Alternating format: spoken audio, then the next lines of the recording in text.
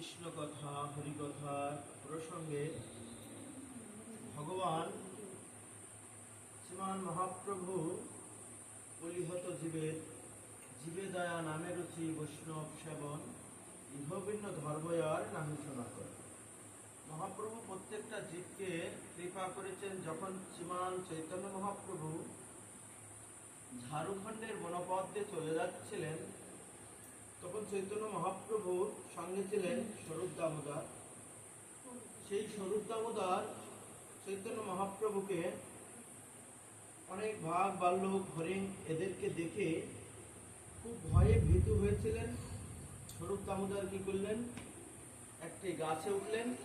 আর চৈতন্য মহাপ্রভু প্রত্যেকটা জীবকে কৃপা করবার জন্য, করুণা করবার জন্য মহাপ্রভু যমুনার পাড় দিয়ে চলে যাচ্ছে।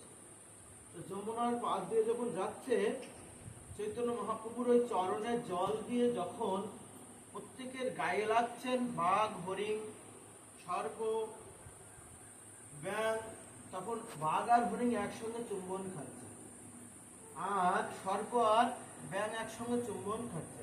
তাদের পশুত্ব ভুলে গিয়ে তারা গৌরকে ভালোবেসে আজ গৌর চরণে সবাই আত্মনিবেদন।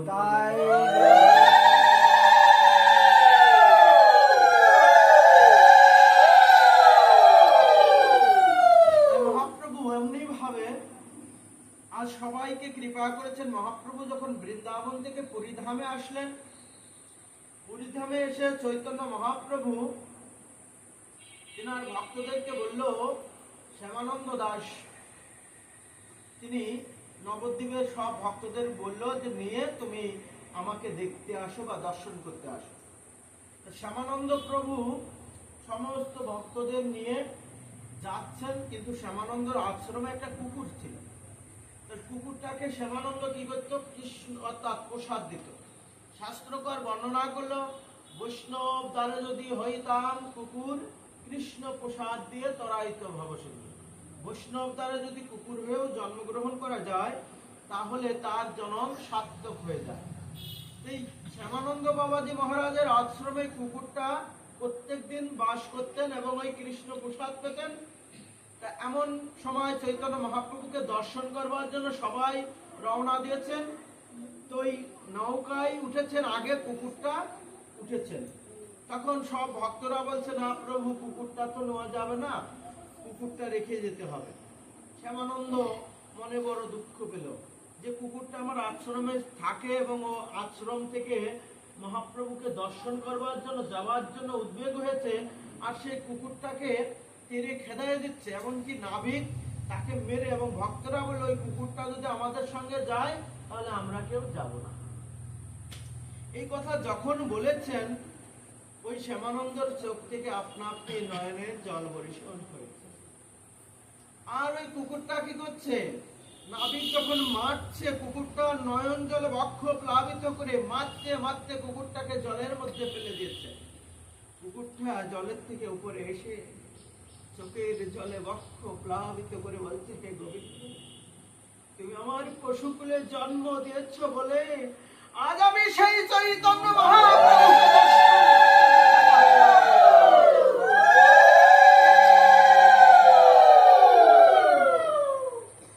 চৈতন্য মহাপ্রভুর কৃপা হল। ওই কুকুরটা যখন নয়ন জল হা গৌর বলে বক্ষ প্লাবিত করছে, তখন ভক্তরা কি করেছে, সবাই যখন পুরী ধামে উপস্থিত হয়ে ব্যাগপত্র রেখে যখন মহাপ্রভু দর্শনে রওনা দিয়েছে, ওইখানে চৈতন্য মহাপ্রভু শুকনা নাইকেল সেবা করছিলেন। চৈতন্য মহাপ্রভু যখন শুকনা নাইকেল সেবা করছে, আর ওই কুকুরটা, যে কুকুরটাকে তাড়িয়ে দিয়েছে, নৌকা থেকে নামিয়ে দিয়েছে, ঠিক ওই কুকুরটা সবার আগে শ্রীধাম বৃন্দাবনে গিয়ে চৈতন্য মহাপ্রভুর নিকটে বসে ওই মহাপ্রভুর অধামৃত প্রসাদ আস্বাদন করছে। শ্যামানন্দ এই রূপ দর্শন করে বলছে, প্রভু, সবাই কুকুরটাকে তাড়িয়ে দিয়ে, আর ওই কুকুরটা সবার আগে চৈতন্য মহাপ্রভুর প্রসাদ পেলেন, কি করলেন, চৈতন্য মহাপ্রভু ওই প্রসাদ গ্রহণ করে কুকুরটা যেন আনন্দে আত্মহারা হয়ে গেল। শ্যামানন্দ গিয়ে ওই কুকুরটার চরণ জড়িয়ে ধরেছে, চরণটা জড়িয়ে ধরে বলছে, প্রভু আমি বড় অন্যায় করে ফেলেছি। কুকুরটার ছিদ্র দেহ প্রাপ্ত হয়ে বৈকুণ্ঠ লাভ করেছিলেন। তাই চৈতন্য মহাপ্রভু প্রত্যেক জীবকে, প্রত্যেকটা প্রাণীকে মহাপ্রভুর কৃপা থেকে কাউকে বঞ্চিত করে নাই। চৈতন্য মহাপ্রভু সুরধনী গঙ্গার তটে, ওই সুরধনী নবদ্বীপের মাঝে চৈতন্য মহাপ্রভু কৃপা সবাইকে করুণা কৃপার বরিশন করেছে। কিন্তু মহাপ্রভু এমনি করে চৈতন্য দেব সবাইকে জীবন কৃপা করলেন, আর একজনকে কৃপা করলেন না, মুকুন্দকে। কেন মুকুন্দকে মহাপ্রভু কৃপা করলেন না? মহাপ্রভু বলল, মুকুন্দ তোমার কৃপা হবে না। চৈতন্য মহাপ্রভু নবদ্বীপের অলি গলি সবাইকে সব জায়গায় প্রেমের বন্যা বরিশন করে দিলেন, কিন্তু করলেন না কাকে? মুকুন্দকে। কেন মুকুন্দর কৃপা হলো না? মুকুন্দর কৃপা হলো না এই কারণেই, মুকুন্দ তাস পাশাও খেলতেন, হরিনাম সংকীর্তন করতেন, ভক্ত সঙ্গ করতেন। এমনি অবস্থায় চৈতন্য মহাপ্রভু চিন্তা করলেন এর কৃপা করা যাবে না। মুকুন্দ গিয়ে মহাপ্রভুর চরণে প্রণাম দিয়ে বলছে, প্রভু আমার কি কৃপা হবে না? বললো, মুকুন্দ তোমারও কৃপা হবে, কিন্তু কোটি জনম পরে। মুকুন্দ বলছে, প্রভু কোটি জনম পরেও কি আমার কৃপা হবে? বললো, হ্যাঁ মুকুন্দ, কোটি জনম পরে তোমার কৃপা হবে।